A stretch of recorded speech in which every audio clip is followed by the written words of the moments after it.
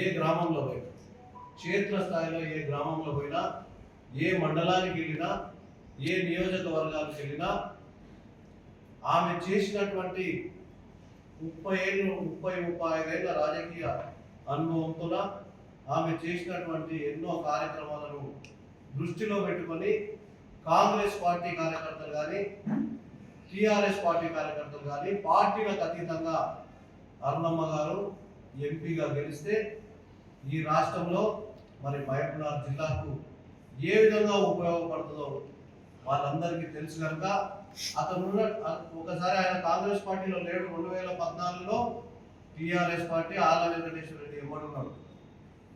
2018 ఎన్నికల ముందు నేనే ఆయనని కాంగ్రెస్ పార్టీలోకి తీసుకొచ్చిన. కాంగ్రెస్ పార్టీ టికెట్ కోసం అరుణమ్మ వెంట పడి దండం పెడితే కూడా ఒకరికి మాట ఇచ్చినాక నేను ఆ మాట మీద నిలబడతానే దాంతోన పవన్ కుమార్ రెడ్డి గారికి సపోర్ట్ చేసింది తప్ప ఎవరిని కూడా రాజకీయాల్లోకి రానివ్వకూడదనే ఆలోచన లేదు. ఆ కోపాన్ని పెట్టుకొని ఇవాళ నిన్న జిఎంఆర్ గారు వ్యక్తిగతంగా కుటుంబ నేపథ్యంలో మరి సబ్జెక్టు తీసుకొని వరసింహారెడ్డి గారు కాంట్రాక్ట్ చేస్తారు, లిక్కర్ మాఫియా చేస్తారని చెప్పి మాట్లాడడం జరిగింది. ఇవాళ ఒక అడ్వకేట్గా నీకు నిజంగా మతి భ్రమించినట్లు ఉంది. నిజంగా మతి ఉంటే మా జిల్లా పార్టీ ప్రెసిడెంట్ శ్రీనివాస్ రెడ్డి ఆయన ఏ విధంగా సౌమ్యుడు ఒకసారి చూసి నేర్చుకొని ఆ జిల్లా పార్టీ కుర్చీలో కూర్చున్నప్పుడు మాట్లాడే విధానం నేర్చుకోవాలని నేను చెప్తా ఉన్నాను. ఇవాళ ఎవరు కూడా కాంట్రాక్ట్ లైసెన్స్ లేని టెండర్ అయింది కాంట్రాక్ట్ వస్తుందా? లిక్కర్ షాపులు లైసెన్స్ లేని ఎక్కడన్నా లిక్కర్ షాప్ వస్తే 30-40 షాపులు వేస్తే ఒక షాప్ వస్తుంది. టెండర్ ద్వారా వచ్చేటటువంటి కాంట్రాక్టులు కానీ లిక్కర్ షాపులు కానీ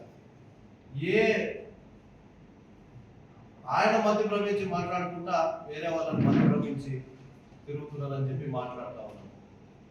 ఇవాళ రేవంత్ రెడ్డి గారి గురించి అరుణమ్మ మాట్లాడే స్థాయి 100% ఉంది. అరుణమ్మ గారు ఒక ముఖ్యమంత్రి క్యాండిడేట్, దేశ స్థాయిలో జాతీయ ఉపాధ్యక్షులుగా ఉన్నారు. ఈ రాష్ట్రంలో ఒక ముఖ్యమంత్రి క్యాండిడేట్ గా కూడా ఆమె హోదా ఉన్నది. రేవంత్ రెడ్డి కన్నా 10 రెట్లు ఆమె అనుభవం ఉన్నటువంటి అభ్యర్థి. ఒక మహిళను చూడకుండా డీకేనో పీకేనో ఏ విధంగా మాట్లాడుతున్నావు అంటే, నువ్వు ఒక మహిళని ఈ విధంగా మాట్లాడితే రేపు పార్లమెంట్ ఎన్నికలలో తప్పనిసరిగా ఇక్కడ నుంచి బీజేపీ అభ్యర్థి అరుణమ్మ గారు గెలవడం ఖాయం. నీవు ఈ విధంగా మళ్ళా ఇంకొకసారి ప్రెస్ మీట్లో అరుణమ్మని ఏమన్నా మాట్లాడితే మహిళలు నీకు చెప్పులతో కొట్టేటటువంటి పరిస్థితి వస్తుందని చెప్పి ఒకసారి నీ దృష్టిలో పెట్టుకో. నీ నోరు అదుపులో పెట్టుకొని మాట్లాడు. ఇవాళ దేవరకద్ర నియోజకవర్గ ప్రజలు అయ్యో కర్మ మా కర్మ తెలుసో తెలియకుండా ఓటేసి ఈ టిఆర్ఎస్ పార్టీ ఉన్నటువంటి వ్యతిరేకతతో ఓటేసినా కానీ ఈ జిఎంఆర్ని ఎక్కడ గెలిపించుకున్నామని మా కర్మల నాయన అనే పరిస్థితులలో ఉన్నారు. కార్యకర్తలకు ఏ పనులు చేసేటటువంటి ఇది దీంట్లో మరి నీ ఫలితనం కనిపిస్తలేదు. కేవలం నీవు నియోజకవర్గంలో ఉండేటటువంటి కాంట్రాక్టర్లని అడ్వాన్స్ పేమెంట్ 10% నువ్వు కమిషన్ అడుగుతా ఉన్నావు. 10% కమిషన్ అడ్వాన్స్. ఎవరన్నా పని చేసినాక బిల్లు వచ్చినప్పుడు సరే చేసేటటువంటి ఎమ్మెల్యేలను చూసినాము, ఆఫీసర్లను చూసినాం, కానీ ఈ ఎమ్మెల్యే ఏ విధంగా దిగజారిపోయినా ఒకసారి మీరు ఆలోచించి ముందే అడ్వాన్స్ కమిషన్ అడుగుతా ఉన్నాడంటే ఏ విధమైనటువంటి రాజకీయాలు మరి ఈ పరిస్థితులలో ఉన్నాయి, కాంగ్రెస్ పార్టీలో ఏ విధంగా ఉన్నాయో ఒకసారి ఆలోచన చేయండి. ఇవాళ ప్రజలందరూ కూడా, రాష్ట్ర ప్రజలందరూ కూడా కాంగ్రెస్ పార్టీకి అవకాశం ఇచ్చిన రేవంత్ రెడ్డికి ముఖ్యమంత్రి చేసిన అదృష్టం అందరం ఎక్కిందంటే వీళ్ళ బుద్ధి ఎట్లుందంటే బురదలోకి పోతుంది మళ్ళీ. ఆ పరిస్థితి ఉంది వీళ్ళకి.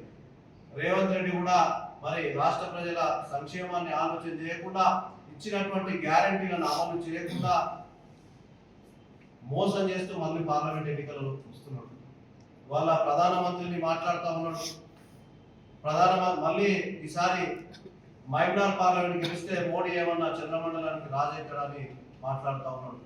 ఈ భారతదేశాన్ని చంద్రమండలానికి రారాజం చేయాలి, ప్రపంచంలోనే నెంబర్ 1 స్థానానికి తీసుకురావాలనే ఆలోచనతో ఉన్న ప్రధానమంత్రి బీజేపీ పార్టీ ఉన్నది. కానీ మీలాగా పదవుల కోసం కార్యకర్తల్ని ఏ విధంగా మీరు వాడుకున్నటువంటి పరిస్థితి ఉందో ఇవాళ కార్యకర్తల పరిస్థితి ఒక్కొక్కసారి చూస్తే చాలా బాధ అనిపిస్తుంది.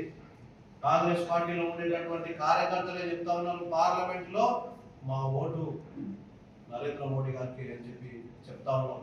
అంటే ఆలోచన చేయండి, భారతదేశంలో ఉండేటటువంటి ప్రతి ఒక్క హిందువు, ప్రతి ఒక్క దేశం మీద ప్రేమ కలిగినటువంటి ప్రతి వ్యక్తి కూడా నరేంద్ర మోడీ గారి ప్రధానమంత్రిగా ఉండాలని ఆలోచిస్తుంటే వాళ్ళ కాంగ్రెస్ పార్టీలో ఉండేటటువంటి కొంతమంది కొత్త పిచ్చగాలు పొద్దురగనట్టు ఇవాళ కొత్తగా వచ్చినటువంటి రాజకీయాలకు వచ్చినటువంటి వాళ్ళు కొంతమంది ఇవాళ రేవంత్ రెడ్డి చెప్పులు నెత్తి మీద పెట్టుకొని రేవంత్ రెడ్డి ఇంట్లో తమ్ముళ్లకు గ్లాసులు కడిగి మందు పోసినటువంటి జిల్లా పార్టీ అధ్యక్షుడు మధుసూదన్ రెడ్డి ఇటువంటి మాటలు మాట్లాడుతారు. కానీ నిజంగా విజ్ఞత కలిగినటువంటి రాజకీయ అనుభవం కలిగినటువంటి వాళ్ళు ఎవ్వరు కూడా ఈ విధంగా మాట్లాడరు.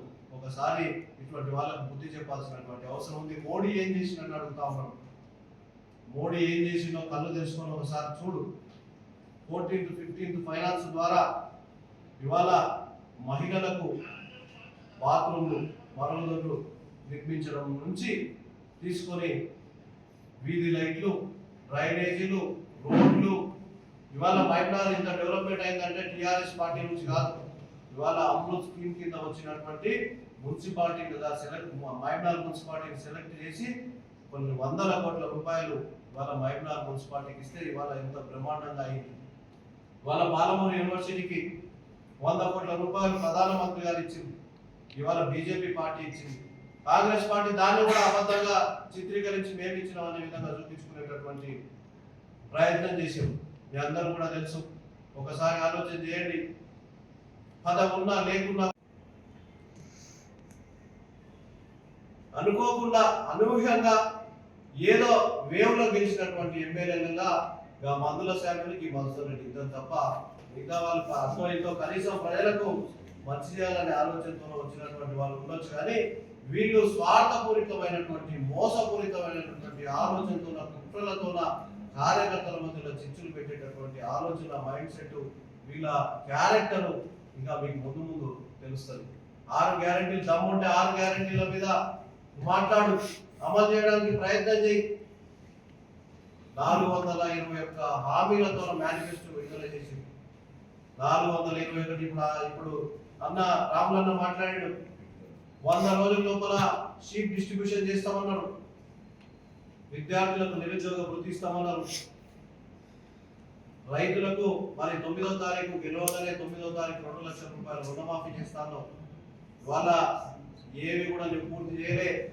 గుర్తు పెట్టుకో బిడ్డ, పార్లమెంట్ ఎలక్షన్లు అయిపోయినాక నీ ఎంట పడతాం, నీ జిల్లా ఆఫీస్ ముందర కూర్చుంటాం, అక్కడ ప్రజాభవన్ ముందు నీ సెక్రటరీ దగ్గర కూడా కూర్చుంటాం. ఇవాళ ప్రజలకు నీవు ఇచ్చినటువంటి హామీలు మరి మోసపూరితమా, నిజంగా నువ్వు పూర్తి చేస్తావా, దాని మీద నువ్వు మాట్లాడు. నువ్వు ఏం డెవలప్ చేస్తున్నావో మాట్లాడు. ఇవాళ ఎక్కడైనా బీజేపీ ముఖ్యమంత్రిని ఉదాహరణ తీసుకో. రేవంత్ రెడ్డి గారు కూడా నేను చెప్తా ఉన్నా, ముఖ్యమంత్రిగా నేను గౌరవిస్తా ఉన్నా. ఇవాళ ప్రజల ఆదరణతో నేను ముఖ్యమంత్రి అయినావు. ఇవాళ దృష్టిలో పెట్టుకుంటలేవు. నువ్వు తప్పుడు మాటలు మాట్లాడుతూ ఉన్నావు, గేట్లు ఓపెన్ చేస్తానని మాట్లాడుతూ ఉన్నావు. ఒక ముఖ్యమంత్రి ఈ విధంగా మాట్లాడాల్సినటువంటి పని లేదు. లేకుండా కూడా నీవు నిత్యం పత్తు రాజకీయం చేస్తున్నావు, కానీ ప్రజల పాలన చేస్తలేవు, ప్రజలను బాగోగులు చూస్తలేవు.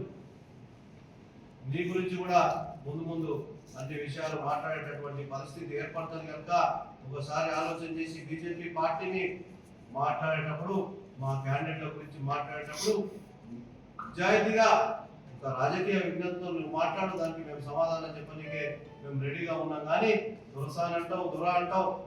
ఇవాళ నీకు ఎక్కడి నుంచి వచ్చినాయి నీ డబ్బులు? అన్నమ్మ మీద ఒక కేసు ఉందా చూపి రాజకీయంగా.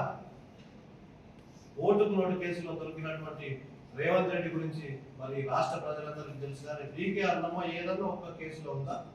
నిరూపించు. ఇవాళ ఎవరు నిజాయితీగా రాజకీయాల్లో ఉన్నారు, ఎవరు దొంగగా రాజకీయాల్లో మిగిలినో ఒకసారి ప్రజలందరూ కూడా ఆలోచన చేయాలని చెప్తూ, పార్లమెంట్ ఎన్నికలలో మరొకసారి చెప్తా ఉన్న మీడియా మిత్రుల ద్వారా ప్రజలందరూ కూడా పార్టీలకు అతీతంగా అరుణమ్మ చేసినటువంటి రాజకీయ ఏదైతే రాజకీయాలలో ఉండి ప్రజలకు సేవ చేసినటువంటి ఎవరైనా కూడా పనిచేసినటువంటి తత్వం కలిగినటువంటి వ్యక్తిగా ఇవాళ ఓటు వేయాలని నిర్ణయించుకున్నారు. బీజేపీ పార్టీ చేసినటువంటి విజయాలను దృష్టిలో పెట్టుకొని ఓటు వేయాలనుకుంటున్నారు. బీజేపీ పార్టీకి ఈ విధంగా రెండు అంశాలని దృష్టిలో పెట్టుకొని ఒక సైడ్ అభ్యర్థిగా ఒక సైడ్ పార్టీ ఈ రెండు కూడా దృష్టిలో పెట్టుకొని నరేంద్ర మోడీ గారు చేసినటువంటి విజయాలను సాధించినటువంటి విజయాలను దృష్టిలో పెట్టుకొని ఓటు వేయాలనుకుంటున్నారు. కానీ ఇవాళ మీరు ఏదో అన్నమని ఒక మహిళని కూడా చూడకుండా కుటుంబం పరంగా మీరు అన్యాయంగా తప్పుడు మాటలు మాట్లాడుతున్నారు. ఇదంతా సరి అయినటువంటిది కాదు. రాజకీయంగా మీరేం చేసినో ప్రజలకు పోదాం, మేమేం చేసినామో ప్రజలకు పోదాం, ఓటు అడుగుదాం. జూన్ 4వ తారీఖు మరి 3వ తారీఖు 4వ తారీఖు రిజల్ట్ చూద్దాం. అది అయిపోయినాక జిఎంఆర్ మీరు జిల్లా పార్టీ అధ్యక్షులుగా ఏ విధంగా మాట్లాడినో ఇవన్నీ కూడా గుర్తు పెట్టుకుంటాం. మీ ఎట్ట పడేటటువంటి పరిస్థితి ఉంటుంది. వచ్చేసారి ఎన్నికల వరకు కూడా నీ కథ ఏంటో చూస్తాం, నువ్వు ప్రజలకు ఏం చేస్తావో చూస్తాం. ఇచ్చినటువంటి హామీలు పూర్తి చేయి, మేము కూడా సహకరిస్తాం. తప్పుడు మాటలు మాట్లాడితే ఊరుకోమని చెప్పి నేను మీడియా ద్వారా వారికి నేను హెచ్చరిక చేస్తా ఉన్నా. ఇంకొకసారి ఈ విధంగా జరగకూడదని చెప్పి మీడియా ద్వారా కూడా కాంగ్రెస్ పార్టీ మిత్రులకు కూడా తెలియజేస్తా ఉన్నా. Thank you.